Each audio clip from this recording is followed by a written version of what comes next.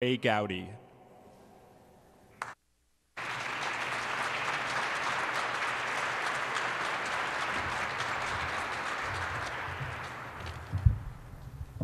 Thank you. Paul Ryan has been the Speaker of the House. He's been a vice presidential candidate. He's been the chairman of the Budget Committee, been the chairman of the Ways and Means Committee. He's the smartest kid in the room, whether it's tax, budget, health care, entitlement reform. But those are not the things that I will remember most or remember most dearly about him. Paul was my favorite member of Congress before I ever got to Congress. When I was trying to make the transition from a courtroom to a congressional candidate, I would read his roadmaps to recovery. I would read his speeches. I would watch his interviews. He was smart. He was persuasive.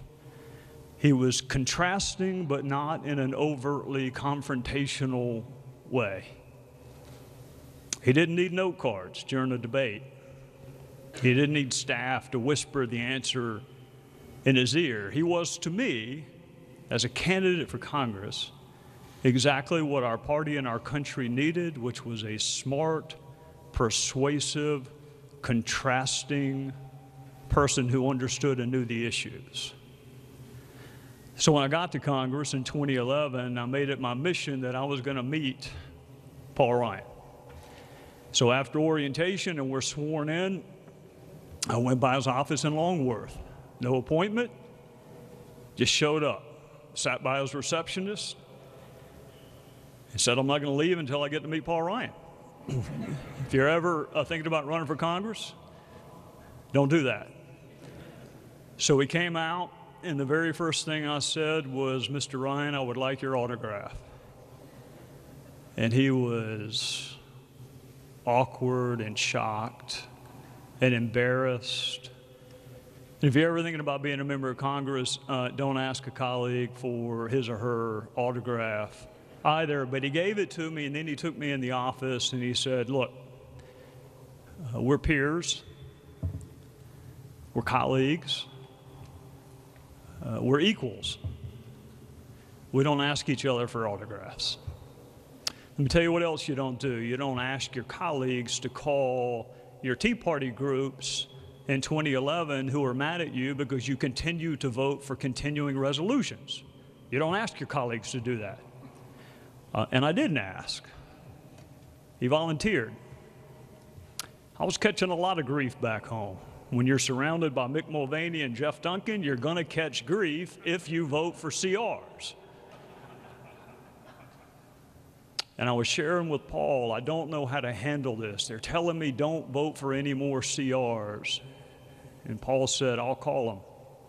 Give me their numbers, I'll call them. And the chairman of the Budget Committee called other people's problems. And he said, this is not ideological, it is strategic. And to Paul, it is never personal. It is always policy. From then on, I saw Paul most often in the gym. How you lift weights for 8 years and still have such little muscles is amazing to me. But if you think about it, Kevin McCarthy has worked out for 8 years and done cardio, and he's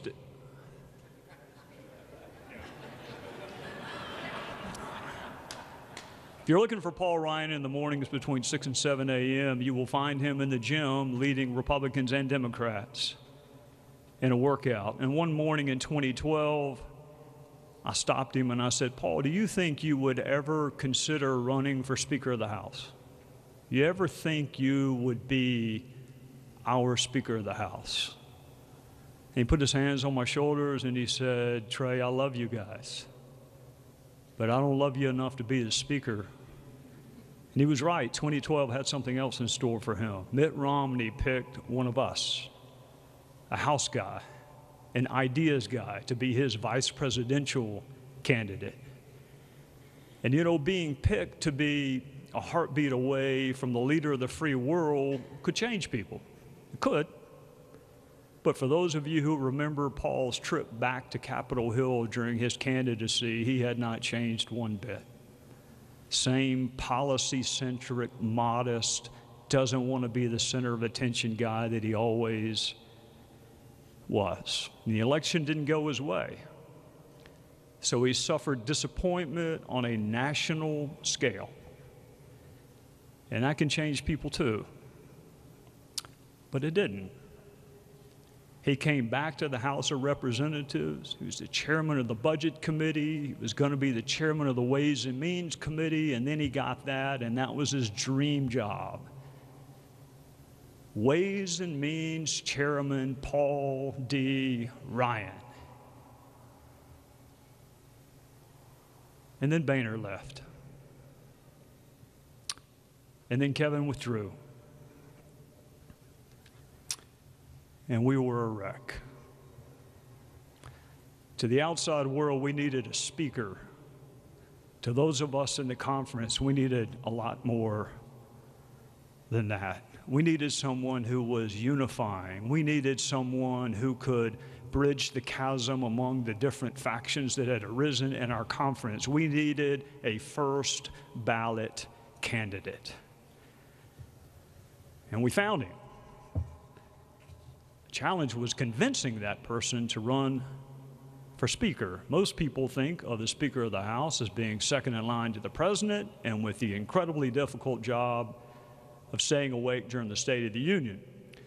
To the members, being the Speaker is much more than that. Speaker is the leader, is where you take your problems.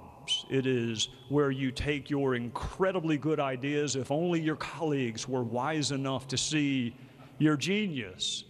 The Speaker referees fights. He shoulders the blame. He deflects the praise.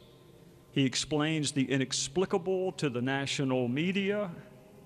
He travels nonstop to help colleagues, some of whom have incredibly short memories. Being the Speaker is hard, which is why so few people run for it, and even fewer yet are qualified. And I know the phrase reluctant politician seems oxymoronic. I get the joke, except sometimes it's true.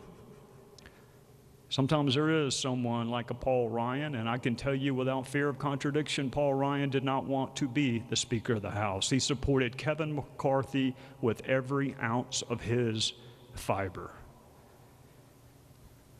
But we needed someone unifying, and we needed somebody universally respected, and we needed someone sacrificial enough to give up his dream job for no one's dream job.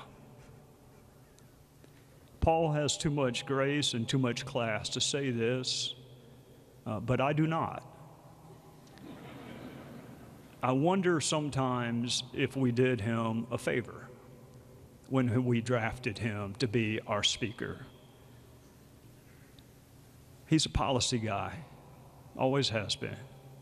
He's not a bare knuckles political fighter. His bias is towards fairness. His bias is towards working with people. I wonder sometimes if we did him a favor.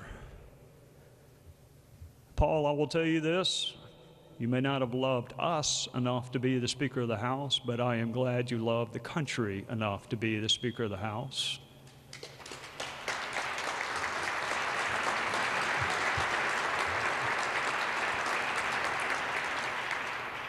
And my sadness is not that you are leaving. My sadness is I don't know how many Paul Ryans there are behind you and how many young men and women like you would choose to enter the current political environment for public service. So you were right when we met 8 years ago. We are peers. We are colleagues. We became friends. But Paul, you are wrong about one thing.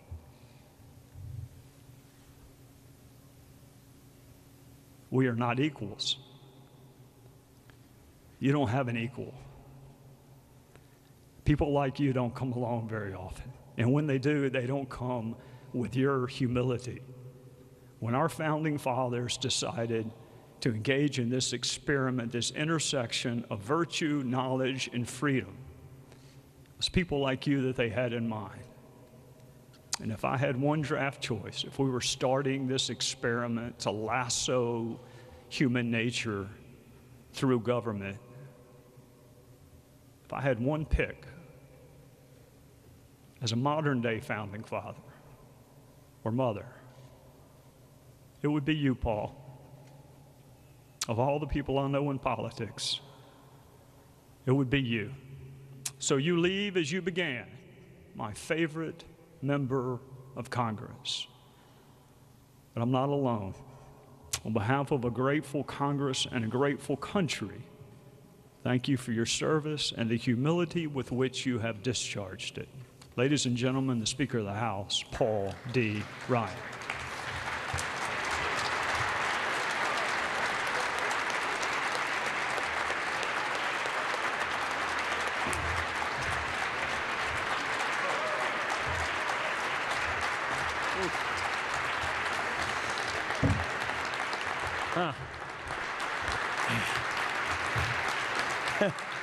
Dude, thanks, man. Thank you, Bet. Thank you, everybody. Thank you. Hey, Bob. Please. Please. Hey, Ryan. Thank you. Thank you, Trey. Thank you for being a great colleague and even better friend. And most importantly, thank you for combing your hair today, Trey. This version's a good one. Thank you. Everybody's laughing because you know exactly what I'm talking about, don't you? I want to thank, I see all my friends and colleagues here. I want to thank you all for joining me here today. I want to thank our Librarian of Congress, Dr. Hayden, for having us here in this beautiful hall. Thank you very much. I remember meeting your mom right here on this stage not too long ago. You know, anytime I come here, I can't help but think back to this pivotal time in my life. It was the summer of 2012. I was about to speak at a local Chamber of Commerce group when I got this phone call, right up there in the reading room, which is what many of us members of Congress go to. And the phone call was from Beth Myers from the Romney campaign. And at this point, you know, I knew that I was being vetted for vice president, but I hadn't heard anything. I didn't know how serious this was. I didn't think they'd pick a guy from the House anyway. So Beth starts to walk me through how I would need to fly up to Boston incognito.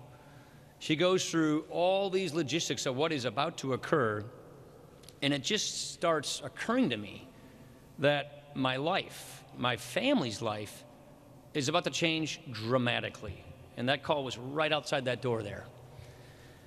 We hang up, I go up to the reading room and give that speech, and then I realize I've got to go vote on the floor. It was the last votes before the August recess. So at this very moment when I want to be alone with my thoughts, I walk right into a swarm of colleagues and reporters just keeping mum. It's one of those inflection points. You just remember at certain crossroads in your life. This building, that moment, it reminds me right now that your plan, your direction can change in an instant. I've had a number of improbable turns in my life. I don't know what's next.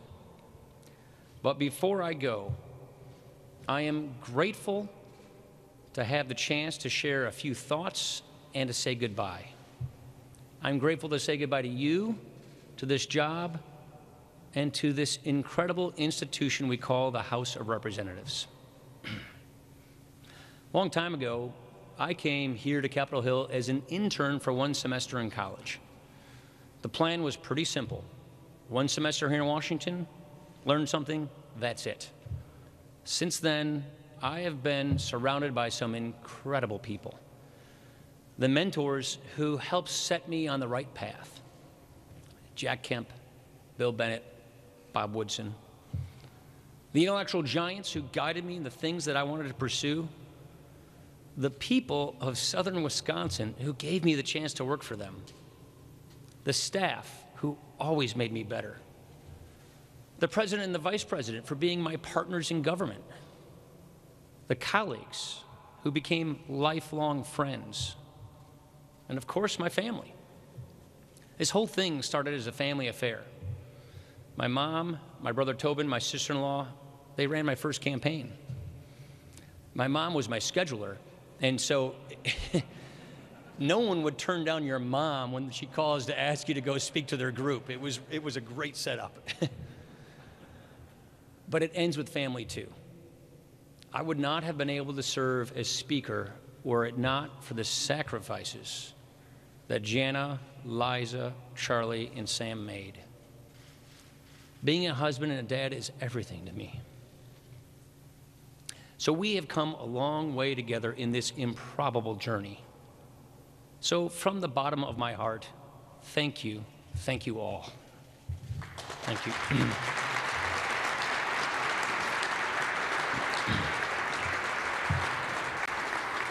You know, over the years, and especially lately, I've always thought about this. I've been thinking to myself whether my dad would be proud of me. Would he be proud of what I'm doing, what I did? I lost him at a young age, before he really had a chance to shape my path in life. I don't know what he thought I would make of myself. I was too young. But this was certainly not my plan, not even close. All I keep thinking is, every time I go back to this, is what a country. I mean, what a country. Where someone of an unassuming Midwest upbringing gets the chance to be a part of all of this. What a country. You can pursue whatever your passion is wherever it takes you. I mean, that's the American idea, isn't it? The condition of your birth isn't your destiny. Your struggle isn't your destiny. It's part of your journey. You know, it's all laid out right there in the first words of the Constitution. Before first principles even, a first mission to achieve a more perfect union. We are conditioned to recognize that we are imperfect, but we are called to do better. So we revere these beautiful founding principles: liberty, free enterprise, consent to the governed, and then we go to work to apply them to the problems of the day. And we build up the country's fundamental resilience, the antibodies that protect us from whatever is going to come our way. That's how we advance the American idea. That's how we build a more confident America. As Trey said, as all my colleagues here know, I never wanted to become speaker. I was just a policy guy. I like to think I still am.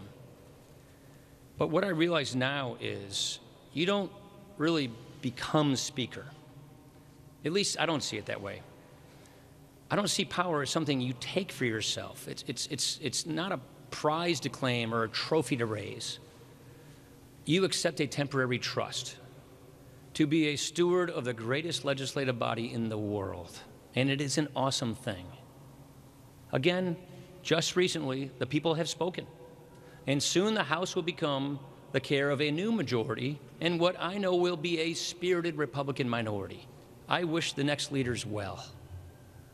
But it is precisely because this is so momentary, it's because you are here for just a small part of history that you are inspired to do big things.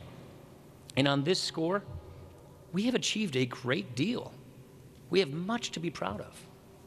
3 years ago, when we last gathered in this hall, we began a great journey to set our nation on a better path, to move our economy from stagnation to growth, to restore our military might, and we have kept our promises. This House is the most productive we have had in at least a generation. To date, we have passed 1,175 bills, more than half of them with bipartisan support. And, because it is my duty as Speaker, nearly to say this, nearly 750 of those bills are still stuck in the United States Senate. But the rest of them made it into law, and that's an enormous achievement. Now, we have taken on some of the biggest challenges of our time, and we have made a great and lasting difference in the trajectory of this country. We began a historic rebuilding of our military and our national defense. We enacted new tough sanctions on some of our biggest foes. We ushered in a new career and technical education system, something so many of us have been talking about for so long. Record regulatory reform to help small businesses. A long-sought expansion of domestic energy production to be followed by America's new energy dominance. To stem the tide of opioid addiction, the most significant effort against a single drug crisis in congressional history. Criminal justice reform to give more people a chance at redemption, making its way through. We're doing this all the way up to the end. A landmark crackdown on human trafficking that is already yielding results in saving lives. A VA with real accountability, and finally, better care for our veterans. And after years of doubt, years of the cynics saying that it could not be done, we achieved the first major overhaul of our tax code in 31 years.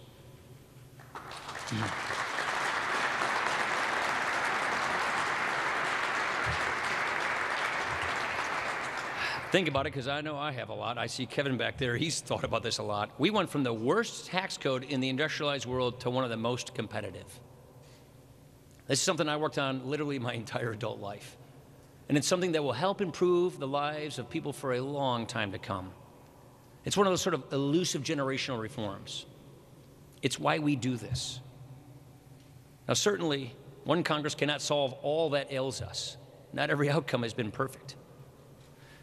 But that's our great system at work. And I'm darn proud of what we've achieved together to make this a stronger and a more prosperous country. You know, my mentor, Jack Kemp, he once said that the central task of any political party is to offer people superior ideas of government. I see it as even more than a task or an obligation. I see it as a labor of love. Yes, you can make a career out of criticism. You can deal from that deck all day long. Many people do, and I certainly don't begrudge them that. It seems like an easy living. But well done is always, always a better pursuit than well said, isn't it? In this business, you catch slings and arrows. It is a price that I have been happy to pay, because nothing is as fulfilling as pursuing an idea that will truly make a difference in people's lives and seeing it through from start to finish. To me, that is the ultimate proving ground of politics. It is the great manifestation of this experiment in self-government. And I gotta tell you, the more you get into it, when you choose to truly engage in the process rather than merely endure it, the more you come to see that even our most complex problems are solvable. I gotta say, I leave here as convinced I was at the start that we face no challenge that can be overcome by putting pen to paper on good, sound policy, by addressing head-on the problems of the day. The state of politics, though, is another question. And frankly, that's one I don't have an answer for. You know, we have a good sense of what our politics should look like.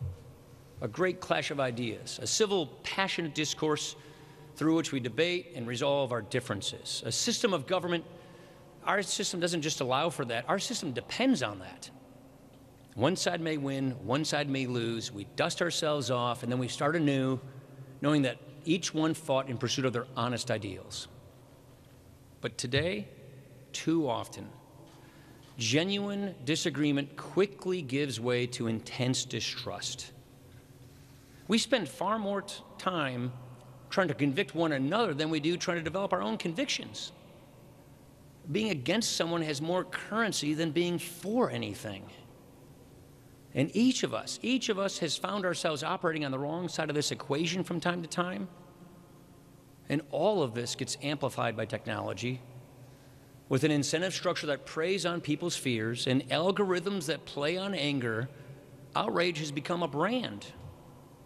And as with anything that gets marketed, it gets scaled up. It becomes more industrialized, more cold, more unfeeling. And that's the thing. For all the noise, there is actually less passion, less energy. We sort of default to lazy litmus tests and shop-worn denunciations. It's just emotional pablum fed through a trough of outrage. It's exhausting. It saps meaning from our politics. And it discourages good people from pursuing public service. I mean, the symptoms of it are in our face all the time. And we have to recognize that its roots run deep, deep into our culture, deep into our society today. And all of this pulls on the threads of our common humanity in what could be our unraveling. But nothing says it has to be this way. We all struggle. We are all fighting some battle in our lives. So why do we insist on fighting one another so bitterly? This kind of politics starts from a place of outrage and then seeks to tear us down from there. So, key question, how do we get back to aspiration and inclusion, where we start with humility and then we seek to build on that? I don't know the answer to that. What I offer today instead is something to keep in mind as we all try to navigate through this moment. Our culture is meant to be shaped not by our political institutions, but by the mediating institutions of civil society, of our community. These are the places where we come together with people of different backgrounds, churches, charities, teams, PTA meetings. It's where we build up our social capital, that currency that keeps us rooted to where we live and how we live with one another. Rediscovering that human connection is one lane on the road back to aspiration and inclusion as the guiding influences of public life. As I said, the drivers of our broken politics are more obvious than the solutions. And so this is a challenge I hope to spend more time wrestling with in my next chapter. I say, as I look ahead to the future, this much I know. Our complex problems are absolutely solvable. That is to say, our problems are solvable if our politics will allow it. There are three big ones in particular that I think we can tackle in the years ahead as a country. They are challenges that have vexed this country for many years. And as I leave, I recognize so much more work needs to be done. And if we get them right, we can be certain that this will be another great century for our country. You all know that finding solutions to help people lift themselves out of poverty is a personal mission for me and for many others. I think we've made a real progress here in a relatively short time. 4 years ago, when our nation marked the 50th anniversary of the war on poverty, we exposed some pretty hard truths. For all the billions spent, all the bureaucracies and programs created, we barely moved the needle. But we have begun to break this monolith. New opportunity zones, which are part of tax reform, will bring more investment into distressed communities. Social impact bonds will push more private capital toward community leaders that are solving big problems, whether it's helping the homeless or reducing recidivism. New workforce reforms, job training programs, and case management approach, those are things that will help more people move from welfare to work. We got a long way to go, no two ways about it, but this is what I find to be so dynamic about free enterprise. It is not just about creating jobs. It's about restoring the meaning of a job, the meaning of work. It's not just about getting people off of the sidelines, it's about helping get people on the path of life. And I firmly believe that solving our poverty challenges once and for all will require not just a great undertaking, but a great rethinking of how we help the most vulnerable among us. And it begins with realizing that the best results come from within communities, where solutions are tailored and targeted for people's needs. This battle will be won eye to eye, soul to soul. And Bob, thank you for showing me that. We've got great advocates for welfare reform in our party, like my friend Tim Scott. But I challenge my party here. Do not let this issue drift from your consciousness. Every life matters, and every person deserves a chance to succeed. Let us keep advancing ideas to allow people to live lives of self-determination. This is great work, and we can achieve this. Second, I believe that we can be the generation that saves our entitlement programs. Frankly, we need to be. And I acknowledge plainly that my ambitions for entitlement reforms have outpaced the political reality, and I consider this our greatest unfinished business. You know, we all know what needs to be done. Strong economic growth, which we have, and entitlement reform to address the long-term drivers of our debt. Our revenue is about to return to its 50-year average. What continues to plague us is a mandatory spending system that is deeply out of balance and unsustainable. This was the case when I came here 25 years ago, and it is the case today. Not too long ago, few were willing to recognize the scope of this problem, let alone engage on solutions. Our government wasn't even inclined to examine our long-term fiscal picture. It didn't even work that way. We had to go about changing the debate before we could begin to even try and change people's minds. You know, look, I'm proud that every year I was budget chairman, we passed in the House a roadmap to balancing the budget and paying off our debt, and that Tom Price and Diane Black did the same as well. In this Congress, we came within one vote of real health care entitlement reform. Think about that. Federal health care spending, it remains the principal driver of entitlement spending. Our bill would have reformed 2 of our major health care programs to make them sustainable and to meet the health care needs of our country. So we have come a long way, and we are closer than people realize. And ultimately, solving this problem will require a greater degree of political will than exists today, and I regret that. But when the time comes to do this, and it will because it must, the path ahead will be based upon the framework that we have laid out to solve this problem. We can get there. We really can tackle this problem before it tackles us. Here's the third challenge that I think we will have to address as a country. We have to fix our broken immigration system. Right now, we are again locked in another short-term battle over one aspect of this issue. And no matter what the outcome is in the coming days, the larger problem will remain.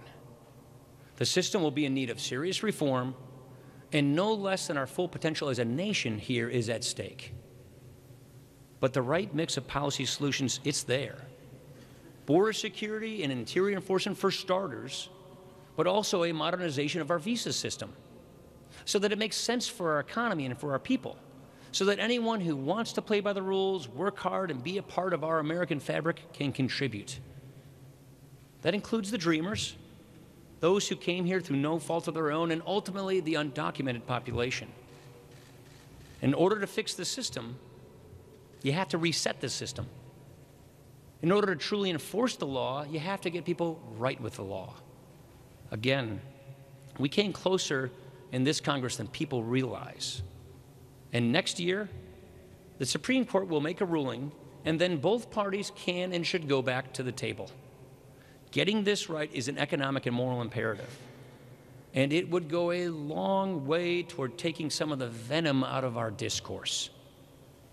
If we do these 3 things, make progress on poverty, fix our immigration system, and confront this debt crisis, we can make this another great century for our country. Look, I recognize that these challenges are ones we haven't made much progress on in recent years. But I got to tell you, I am confident we still have it in us to solve them. A good friend of mine recently commented to me that amid the frenzy of politics today, he's got more faith in our system of government than ever before. As he put it, in our system, really bad ideas, they get killed. And good ideas, they just take time. Our problems are solvable if our politics will allow it. I know it. I have seen it. In a confident America, we don't shrug our shoulders and we don't pass the buck. We roll up our sleeves and we get on with our work. A confident America leads the world too. Not with bluster, but with steady, principled action. Remember, history really does have a way of repeating itself. The democratic capitalist model again faces a generation-defining moment and test. Much of our day-to-day attention is focused on threats from illiberal regimes and radical Islamic extremism, as it should be. That said, I strongly urge leaders in both parties to devote more time and energy to the direct challenge that China poses to the West. China unabashedly offers an alternative in the form of an authoritarian model with a veneer of 21st century capitalism. And the sense I get from when I've been traveling overseas as speaker is that our allies wonder whether we're really still in the game here or not. When we show that our way of doing things still has juice, that we can do the most good for the most people, liberty gains ground. When we get complacent, we risk seeing more countries go in the direction of the autocrats. A confident America, it stands up to its challengers by committing to the pillars of international relations, by leading. In addition to rebuilding our military and giving our intelligence community the tools it needs, this Congress has worked to strengthen our security cooperation with our allies, particularly through NATO and the Indo-Pacific region. And good security cooperation, it goes hand in hand with strong economic ties. That's why we need to continue to pursue good free trade agreements that open up new markets to American-made products. There's a lot of effort on this front. It needs to continue. We don't want our competitors writing the rules of the road and shutting us out. And a confident America exercises clear moral leadership. We need to continue to work together to promote things like Global Health Initiative, fight human trafficking, and be a voice for the voiceless. Our economy is strong. Our military might is second to none. And clear American leadership in the world makes the most of both of those things. So for each of the challenges that I have discussed here today, there are people of goodwill in both parties who are ready and willing to take action. Everyone does not need to agree on everything, and everyone doesn't need to disagree on everything either. All you need is enough people of good faith willing to take up an idea. That's a good start. So what comes next? Well, we're going to have a lot of new faces around Congress next year. You know, I hear a lot of good things about this new fresh-faced guy from Utah. So here's my advice to members new and members old. This place is full of wonders and opportunity, but do your best to stay grounded. The way I think of it is either you change things or things change you. So you have to keep your sense of self. You got to work hard around here at staying who you are. Insist on it. It's what I've been praying about literally every morning since I first came here, to keep my sense of self. I knew when I took this job, I knew when I became speaker, I would become a polarizing figure. It just comes with the territory. But the one thing I leave most proud of is that I like to think I am the same person now that I was when I arrived. Still, never forget that excitement that brought you here. Remember how awestruck you felt the first time you stepped on the House floor. Keep that feeling, especially when the so-called experts tell you you need to tack this way or tack that way. Hone your abilities to advance ideas. Sit down with people who know more about something than you do. Listen, keep at it, invest in the process. You're going to hit roadblocks, that's okay. Give yourself some grace. But timing is everything. So you have to get it right. You have to be prepared. You may not get too many shots at it, so you have to be ready when the moment for action demands action. And focus on good relationships with your colleagues. Get to know people on the other side of the aisle. Get to know the human side of serving with people. Build personal relationships so that it's not just transactions. You want real relationships. Having real relationships, that will help you overcome pitfalls and build trust. I see a lot of real relationships right here in front of me. And most of all, when you give your word, you have to keep your word. It's really important. Give your word only, though, if you can keep it. And keep a balanced temperament, a sense of gratitude. Which brings me to this. To everything there is a season, and for me, this season of service is coming to a close. I have had the chance to do something that I love so much for so long, to do my small part to advance the American idea. And I leave as I came here, an optimist to the core. I wouldn't have it any other way. Nothing is impossible if you are willing to go out and fight for it. If nothing else, I simply ask you to remember one thing.